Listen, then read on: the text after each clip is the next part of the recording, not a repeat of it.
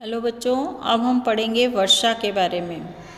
वर्षा जो है हम सभी जानते हैं कि दिन के समय जलीय भाग गर्म हो जाते हैं, है ना। और इन जलीय भागों से बड़ी मात्रा में जलवाष्प बनती है। केवल जलीय भागों से नहीं कि हमारे जो पेड़ पौधे हैं वो भी जो है दिन के समय जलवाष्प का निर्माण करते हैं। तो इस तरह से पेड़ पौधों से बनने वाली जलवाष्प, हमारे भी मुंह से भी, जीव जंतुओं के मुख से भी जलवाष्प बाहर निकलती है। तो वो सब जो जलवाष्प वायुमंडल में जाकर मिलती है।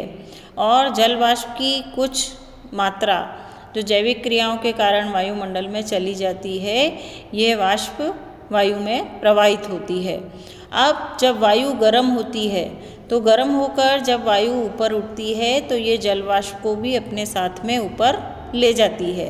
और ऊपर जाके क्या होता है कि ऊपर तापमान ठंडा होता है और ये वायु जब फैल जाती है और ठंडी हो जाती है तो ये जलवाष्प जो है वो जल की छोटी छोटी बूंद संघनित होके जल की छोटी छोटी बूंदों में बदल जाती है। ठीक है, इसके बाद में क्या होता है कि जो धूल के कण हैं वायु के अंदर और भी कोई दूसरे निलंबित कण हैं, वो क्या करता है कि एक नाभिक का कार्य करता है जिसके चारों ओर ये जल की बूंदें एकत्रित होने लगती है और ये बूंदें संघनित होकर धीरे धीरे बड़ी हो जाती हैं। और जब ये बूंदें बड़ी हो जाती है और आकाश में जाके जमा हो जाती हैं और भारी हो जाती है तो ये वहाँ पे रुक नहीं पाती है और फिर ये वर्षा के रूप में जो है वो नीचे आती है। इसे ही हम वर्षा कहते हैं। ठीक है, अब जब कभी भी वायु का तापमान बहुत कम होता है ना, बीच के में जब ये जल की बूंदें वर्षा के रूप में नीचे आ रही होती हैं, तब जब वायु का तापमान बहुत कम होता है तो उस समय हम क्या करते हैं कि उस समय ये जो जल की बूंदें हैं ये हिमवृष्टि ओले के रूप में नीचे आती है। और फिर ये क्या करते हैं कि इसी को हम ओले कहते हैं। तो ओले कई बार अपन देखते हैं कि बारिश के दिनों में पहले ओले गिरते हैं। अब वर्षा का पैटर्न और पवनों का पैटर्न जो है किस पे निर्भर करता है कि जो भाग जलीय भाग के पास में है ना, जो समुद्रों के पास में है, वहाँ पे क्या होता है दिन भर जो है तेज सूर्य के तापमान से जलवाष्प बनती है और वहाँ पे अक्सर शाम के समय बारिश होने लगती है। तो वर्षा का जो पैटर्न है वो पवनों के पैटर्न पे भी निर्भर करता है कि हवाएं जो है वो किस तरफ से किस तरफ चल रही है। तो भारत के बड़े भूभाग में वर्षा दक्षिण पश्चिम और उत्तरी पूर्वी मानसून से आती है। ठीक है ना, तो भारत के जो हमारा निचला भाग है दक्षिण का पूरा, वो समुद्र के पास पास है, इसलिए वहाँ पे वर्षा वहीं से जो वायु आती है वो हवाओं को लेकर आती है। फिर इसके बाद में आता है आपका वायु प्रदूषण।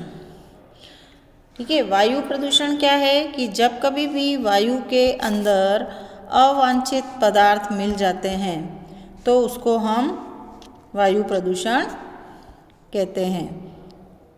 तो वायु प्रदूषण में क्या होता है कि जब शुद्ध वायु के अंदर धूल, धुआं, विषैली गैसें, मोटर वाहनों का धुआं, कारखानों, कल कारखानों और फैक्ट्रियों आदि का धुआं जो है उसके कारण हमारी वायु प्रदूषित हो जाती है। अब इसे ही अपन वायु प्रदूषण कहते हैं। जीवाश्म ईंधन जैसे कि कोयला, पेट्रोल जो होते हैं उन पदार्थों में सल्फर व नाइट्रोजन की मात्रा बहुत अधिक होती है। तो इसमें परंतु जब वे ईंधन जलते हैं तो इनके क्या होते हैं, ऑक्साइड बनते हैं।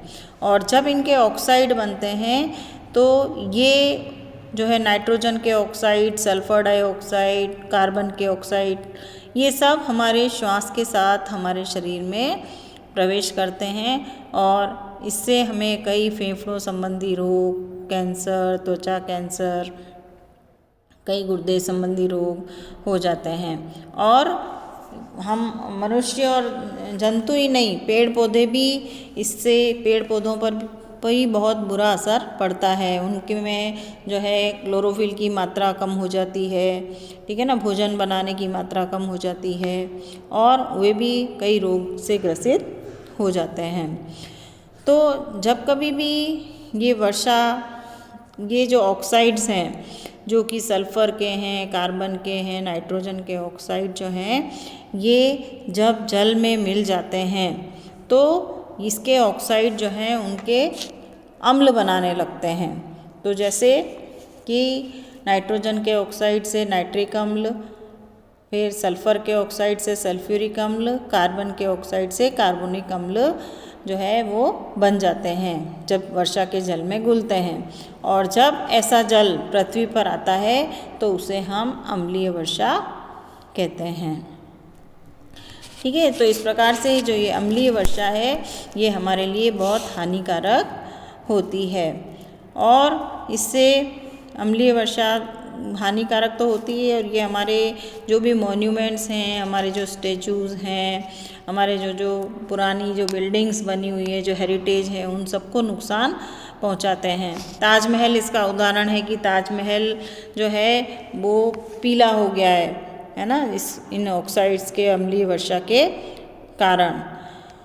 अब क्या होता है कि जब जीवाश्म ईंधनों का दहन वायु में निलंबित कणों की मात्रा को बहुत बढ़ा देता है, तो इससे क्या है कि बिना जले कार्बन के कण उत्पन्न होते हैं और इनको हम क्या कहते हैं, हाइड्रोकार्बन्स कहते हैं। और ये जो है हाइड्रोकार्बन्स प्रदूषक के रूप में जब अधिक मात्रा में वायु में उपस्थित होते हैं तो ये क्या करते हैं, हमारी दृश्यता को कम करते हैं। तो जब कभी भी जल वाष्प के साथ में धुआं, सर्दी के मौसम में जब धुआं वगैरह मिल जाता है तो जल की वायु के साथ संघनित हो जाता है, तो इसे हम धूम कोहरा कहते हैं। तो जहाँ पे भी धूम कोहरा होता है वहाँ पे हम सामने की चीज़ों को आसानी से देख नहीं पाते हैं और देखने में दिक्कत होती है। और जो भी ये प्रदूषित पदार्थ हैं ये जब वायु में मिल जाते हैं तो हमें कई श्वसन संबंधी रोग, कैंसर रोग, हृदय संबंधी रोग, एलर्जी जैसी कई बीमारियां होती है। और सभी प्राणियों और पक्षियों को भी इससे बहुत दुष्परिणाम होता है और उनकी मृत्यु भी हो सकती है।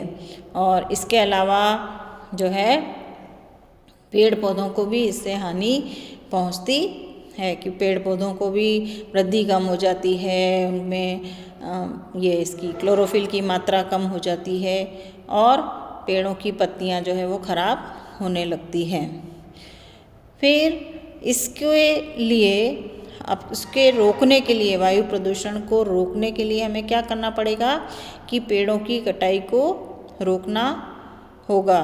और इसके लिए जितनी भी ये कंपनियां हैं, जो भी केमिकल इंडस्ट्रीज़ हैं और जो भी फैक्ट्रीज़ हैं, इंडस्ट्रीज़ हैं, उनको शहरों से दूर लगाना चाहिए। और जो भी जीवाश्म ईंधन से जो वाहन चल रहे हैं उनकी जगह हमें इलेक्ट्रिक गाड़ियों का उपयोग करना चाहिए, जो बैटरी से चलती है, इलेक्ट्रिक से चलती है, उनका उपयोग करना चाहिए ताकि ये जो ऑक्साइड हैं ये वायु में न मिलें और वायु को प्रदूषित न करें।